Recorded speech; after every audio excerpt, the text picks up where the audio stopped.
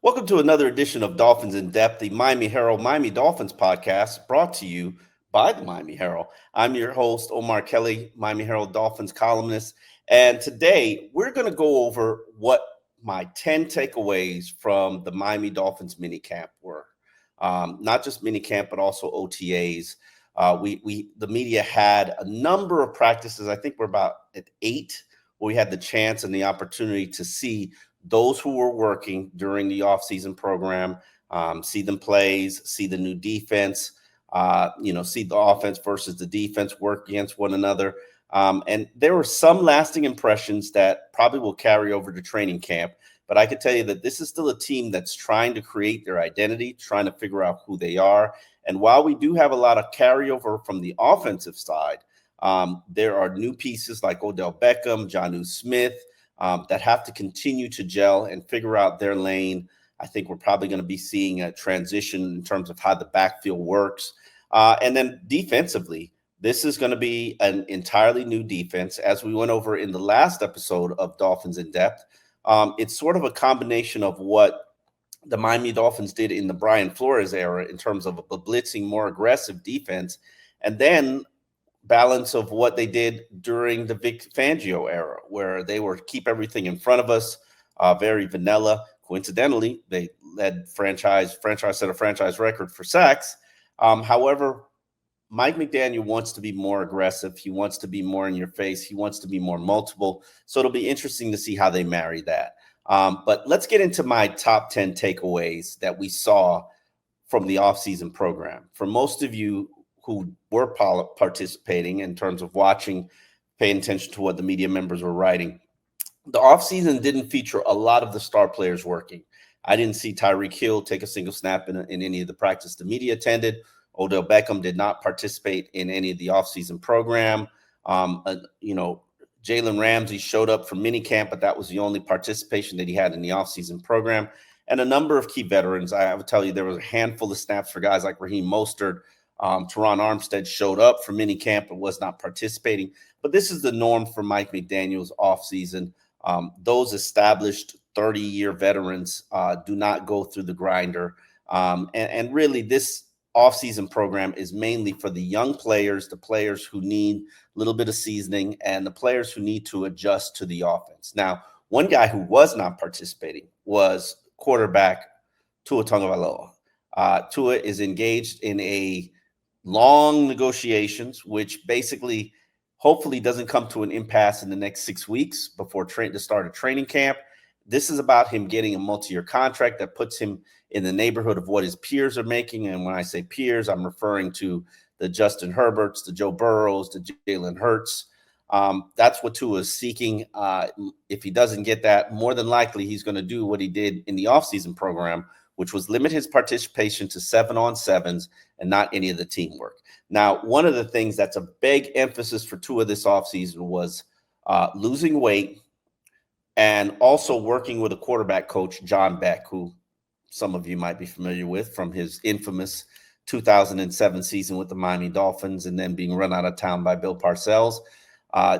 During the tenure that I covered, which began in 2007, John Beck was one of the worst quarterbacks in franchise history. However, he is now the quarterback instructor of Miami Dolphins starting quarterback, Tua Tagovailoa. And it'll be interesting to see what changes he helps Tua make that helps him become a better quarterback. But one of the things that Tua is very adamant about improving is enhancing his mobility, enhancing his ability to extend plays with his feet. And really, if you understand where his thought process is that this is something that I did more at the University of Alabama, something I want to get back to, and something that sort of differentiates the elite quarterbacks from the upper echelon. Because as you know, with the elite quarterbacks, we're talking about the Lamar Jacksons, the Joe Burrow, the Patrick Mahomes, their ability to extend plays and convert first downs with their legs is kind of what sets them apart, especially in the postseason. And it seems as if Tua is trying to get to that level. Right now, we've got quarterback coach Darren Bevel, who's talking a little bit about Tua and the improvement of mobility. And also, he addresses what he's seen from the backup quarterbacks this offseason where they've taken all of the 11-on-11 work.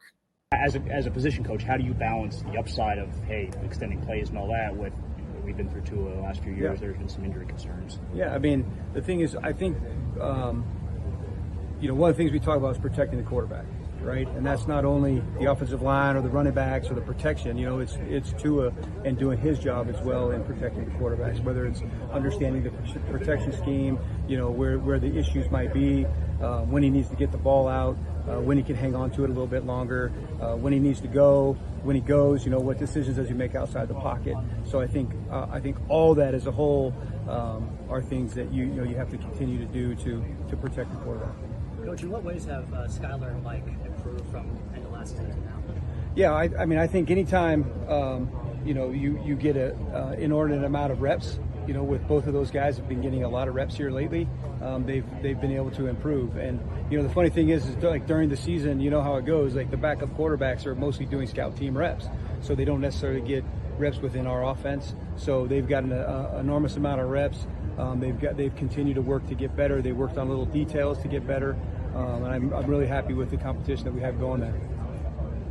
Where have you seen the most growth from Mike and Skylar in this offense? I think different things. Mike has been fundamentally, with some of the things that we're asking him to do fundamentally. I think this offseason he took a really big step forward with that. And then Skylar is more a little bit the mental part of it. I think mentally he's done a good job of grasping the concepts and then being more comfortable when he gets in there to execute. Now, here's the one thing that I would like to point out about the backup quarterbacks, Mike White and Skylar Thompson. They are relatively close. Mike White has a better understanding of the offense, can execute it better. Skylar probably has better intangibles, better tool, better arm. However, the inconsistency in play that you get from him on a day-to-day basis is really what the issue is. Skylar could be high, Skylar could be low. Mike White is right there in the middle. I think that me personally, if I were going to have to start a batch of games without Tua Tagovailoa, I don't know why I keep calling him Ryan Tannehill, but without Tua Tagovailoa, I would have to go with Mike White, partly because the consistency that you get from him is what separates him from Skylar. Skylar has a little bit of a Matt Moore in him where it's high, it's low, but I haven't seen him execute an offense to the level of Matt Moore where he can blow out an opponent. That's just not what he does. It'll be interesting to see where the progression is with both individuals now that they're entering their third in terms of Skylar Thompson and second season in this exact offense. Another issue that we picked up was that Tyreek Hill, I don't know why I have Ryan Tannehill on the brain.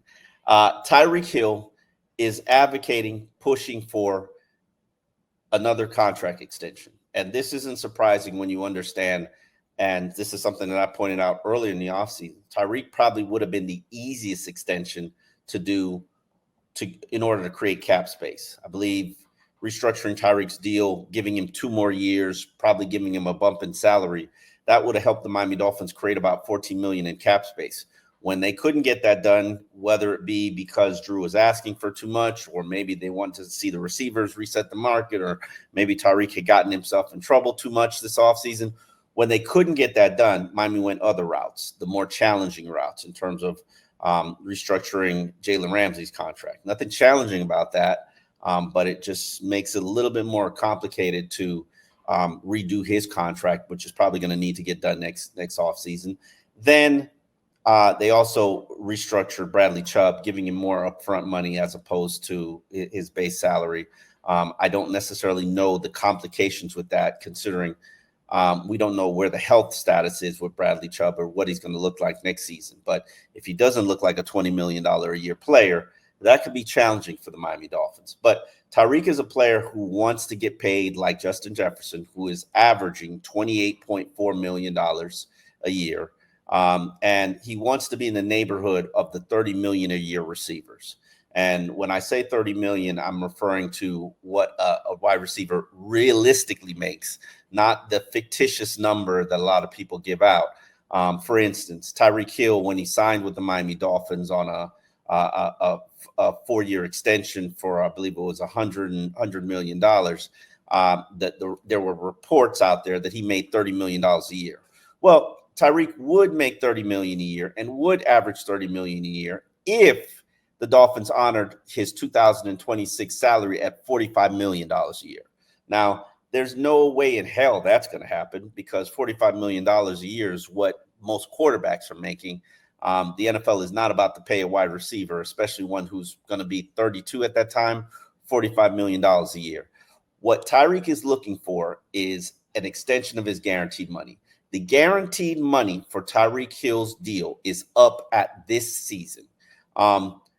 He's going to make $20 million this season if all of his bonuses are factored in. And next season, Tyreek is going to be on the books for $21.9 million. That's exactly what he's going to be making. And when you factor in that Jalen Waddle is the 11th highest paid receiver in the NFL, and he's going to be averaging $20.5 million a year in the 5-year, $105 million contract he signed, you will see that Tyreek definitely needs a boost in terms of his salary. And when you restructure a wide receiver's contract, any player's contract, you basically give them 2 more years of guaranteed money. Me personally, I think if you guarantee 2 more years of his money and add on 4 years and put some fake numbers at the end so that Tyreek gets his fake average. But if you ultimately guarantee him $60 million a year, I think you can get the extension that you need, that you seek. And not only will Tyreek's extension give you cap space for future years, Tua's extension would also give you cap space for future years. Now, let's get into the top performer of the offseason program. To me, in my mind, in my eyes, based on what I saw, Devon Achane might be that top performer. I think that there's a possibility that we could be seeing a changing of the running backs in terms of Devon stepping up to being the lead dog and Raheem Mostert being the number 2. Devon got a ton of work in the offseason program.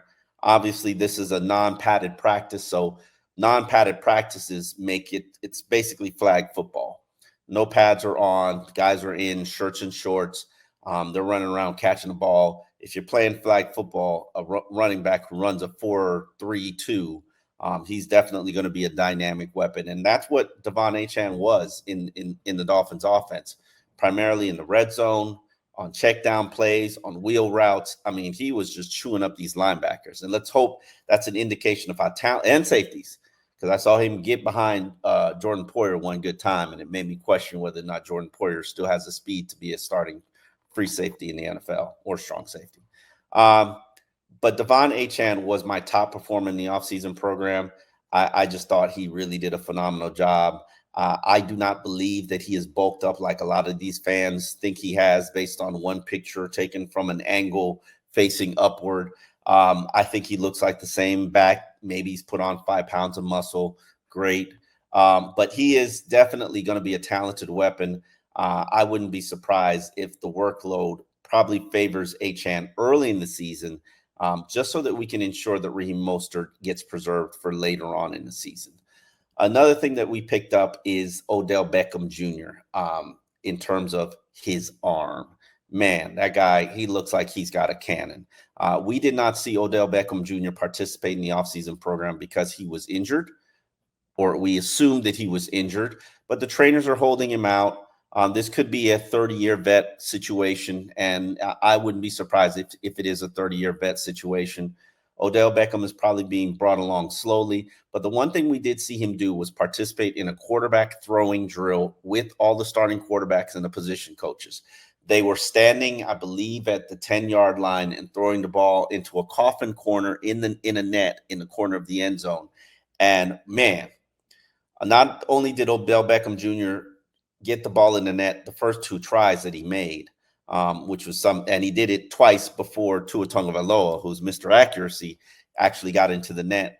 But he then retreated to the 50-yard line, threw one pass into the end zone, and hit the goalpost. Boom, boom, one throw.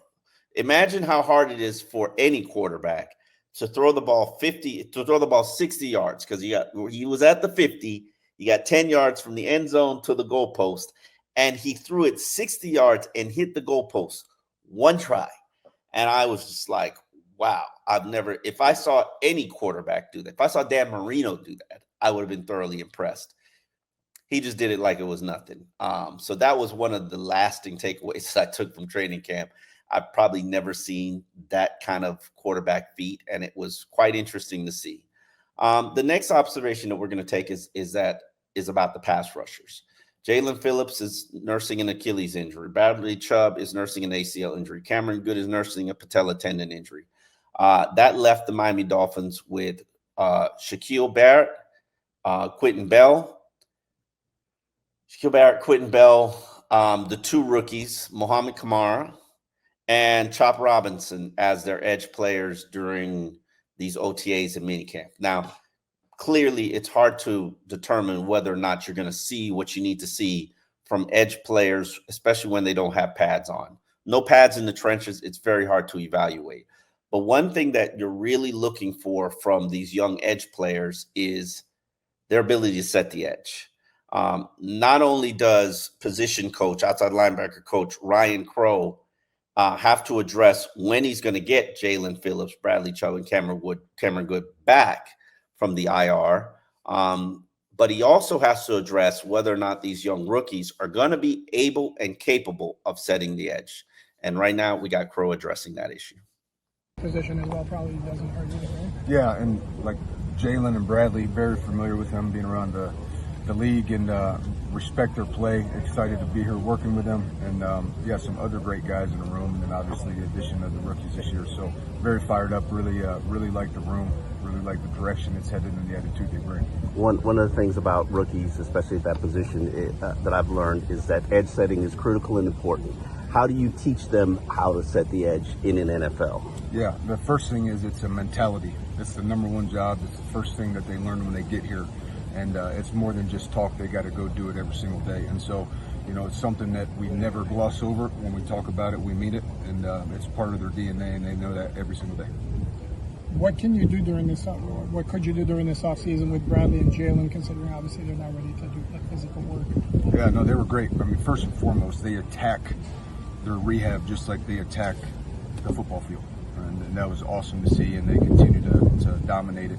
But they've been around meetings, they've been around the players, they come out to practice, cheer the guys on, they're watching individual to see how we do things, and I have no doubt that when they're ready to go, they're ready to go. Now, the big question that I have going into training camp, which more than likely opens the last week of July, is whether or not Phillips, Bradley Chubb, and Cameron Good are going to begin training camp on the PUP. Now, strategically, it makes it's wise for you to begin them on the PUP from this standpoint. If you're on the PUP, you can come off it at any point during training camp, be activated to the roster, be able to practice with the team. But you can't begin training camp off the PUP and then go on to the PUP.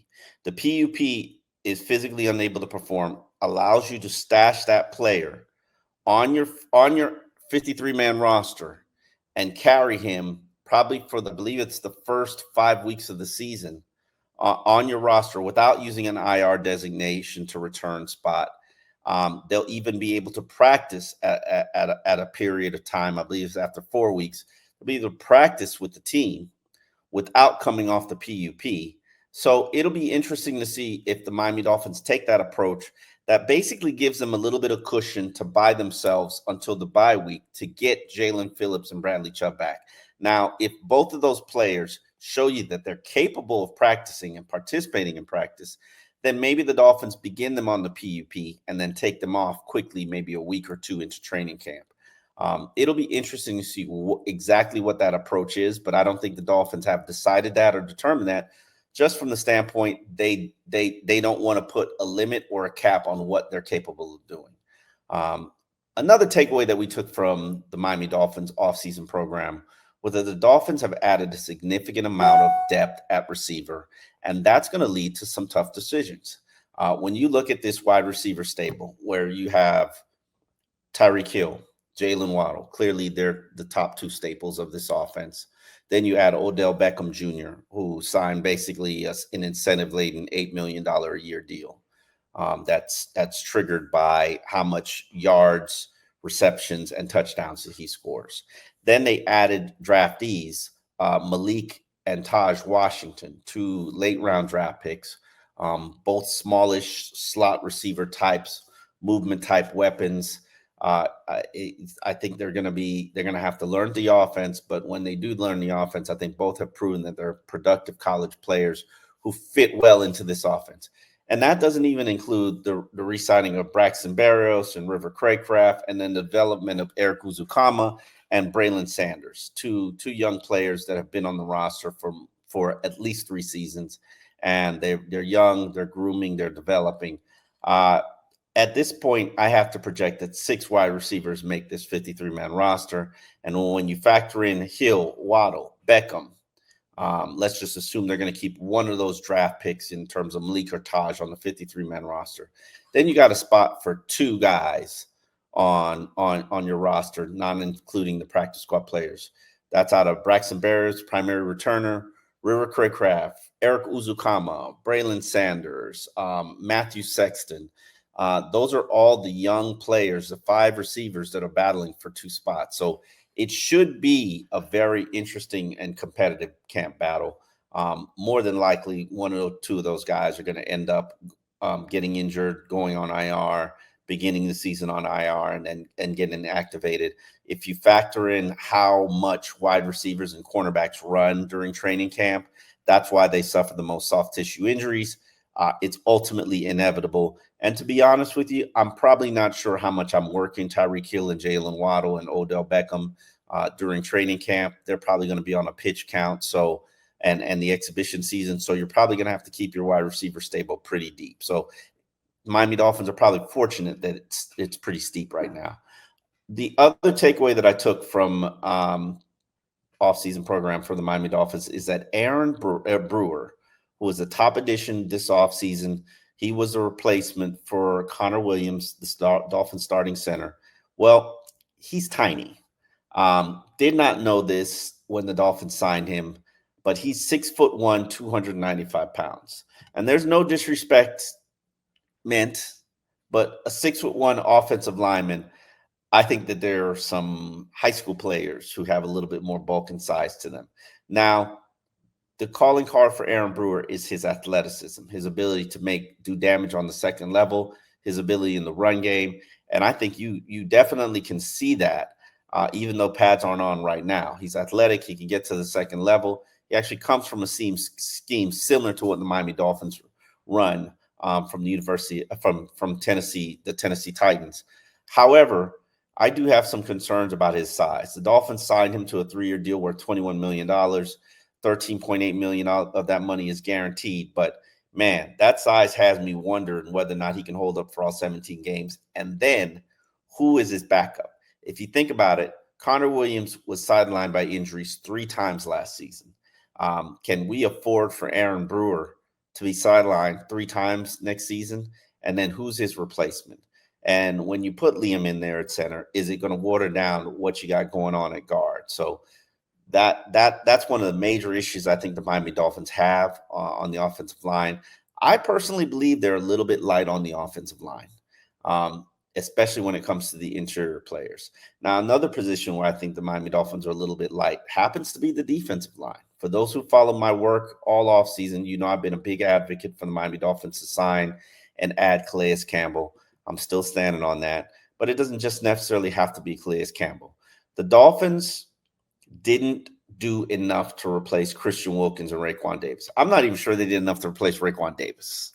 Raekwon Davis, say what you want about him, but he's more accomplished than probably 2 or 3 of the defensive linemen they've added altogether. Tier Tart, Benito Jones, Brandon Peely, those are the nose tackles that are competing to replace Raekwon Davis. And then we've got Deshaun Hand, who was here last season, who got re-signed. Jonathan Harris. They're competing to replace Jonathan Harris, and then there's another guy, Neville Gallimore.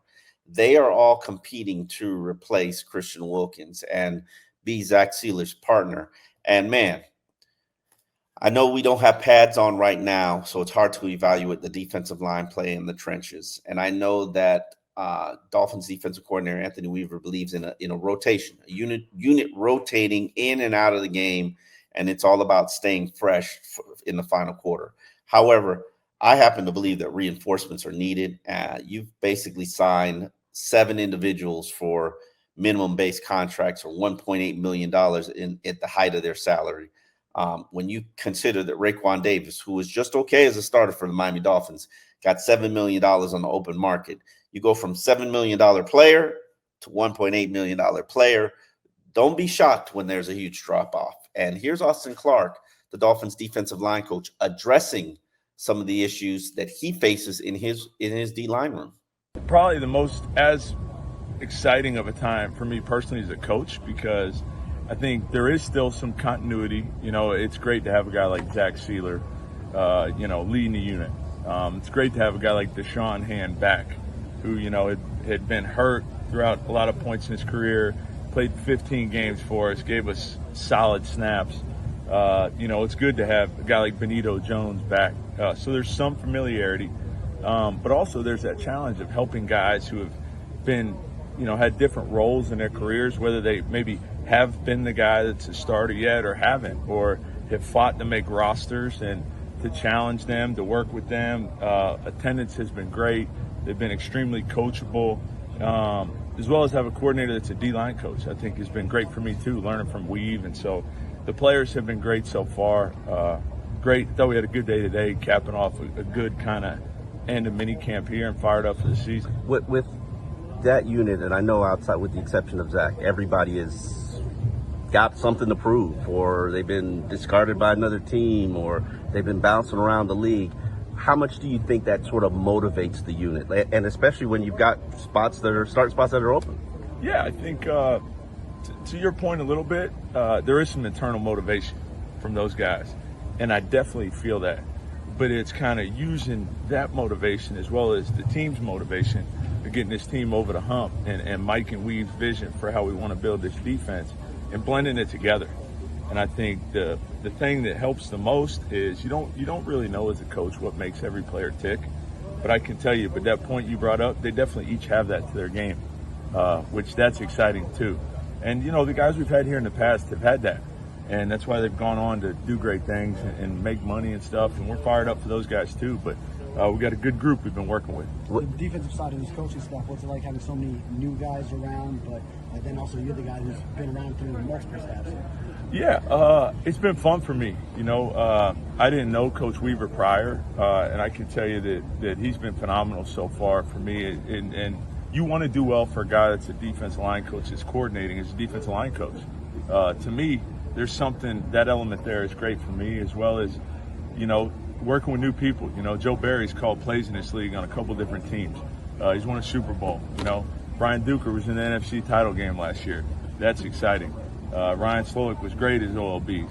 Ryan Crow beat us last year, in Tennessee, and I had some familiarity with him. So it's been a great group of guys so far, and I've learned an awful lot, and I'm excited. So that is Dolphins defensive line coach Austin Clark, who is a holdover from the Brian Flores era. He's now on his 4th defensive coordinator. But that's one of the things that we'll continue to watch in the season. Miami's transition to this new defense, and really it'll be interesting to see whether or not his unit, Austin Clark's unit, they've got enough bodies. Certainly, the Dolphins have a wave of signees that happen during training camp and right before training camp. I wouldn't be shocked if you've seen some defensive line signees, just because I'm not sure they've got enough in terms of the guys that are on that unit. Right now, we got 2 more takeaways of things that I observed during the off-season program. Let's continue with the inside linebackers. That unit definitely got an upgrade from Jordan Brooks, Anthony Walker. Those are 2 young players that I think that they have some potential to make your interior linebackers a little bit more athletic, a little bit more fluid. Pair them with David Long Jr. and then Duke Riley. You've got a foursome that's pretty much established veteran NFL starters. I probably haven't counted all the games that they've started together, but it's got to be over 100, maybe 150. Anthony Walker's been like a 7-year starter. Jordan Brooks has been a 4-year starter with the Seattle Seahawks. David Long has been a multi-year starter with both Miami and Tennessee, and Duke Riley was a starter in the NFL before he came here in Miami. It'll be interesting to see how that unit plays, considering they've got a different skill set than what Miami had with Jerome Baker. And then the final takeaway that I have from the Dolphins OTA practices and mini camp is that the cornerback and safety unit, they seem a little bit thin.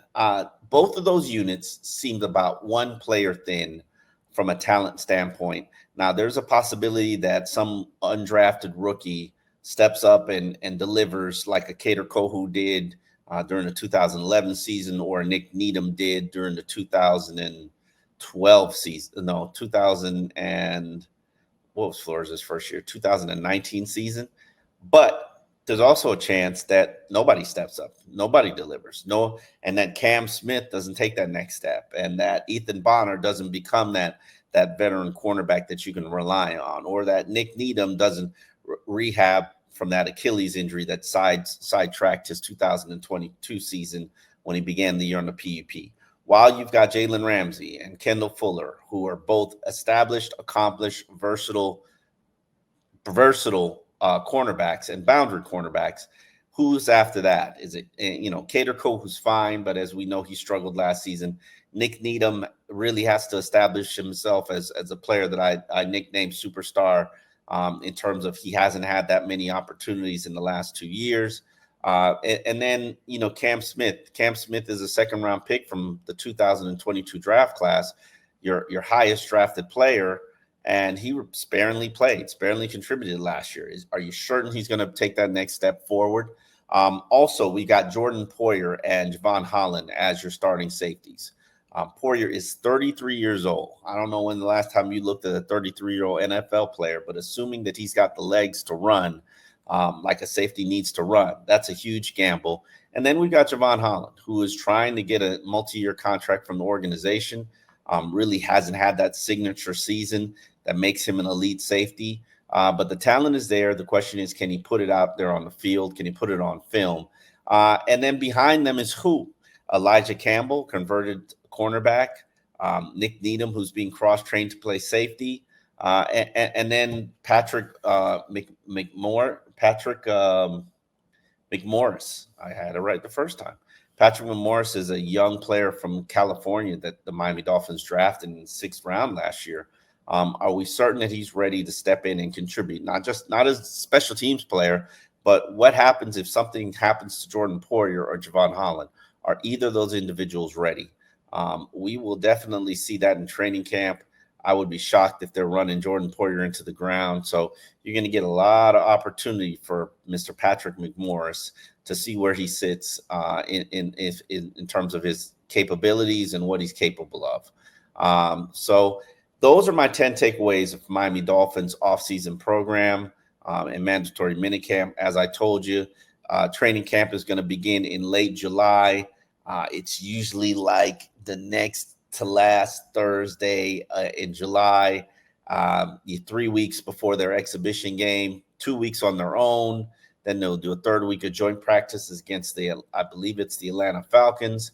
They're going to host 2 of those practices, and then they play the exhibition game. And from there, it's on and popping with the Dolphins season. So right now, Dolphins in Depth will be here all offseason, helping you get ready for the start of training camp in late July. Hopefully you continue to check us out and support the work.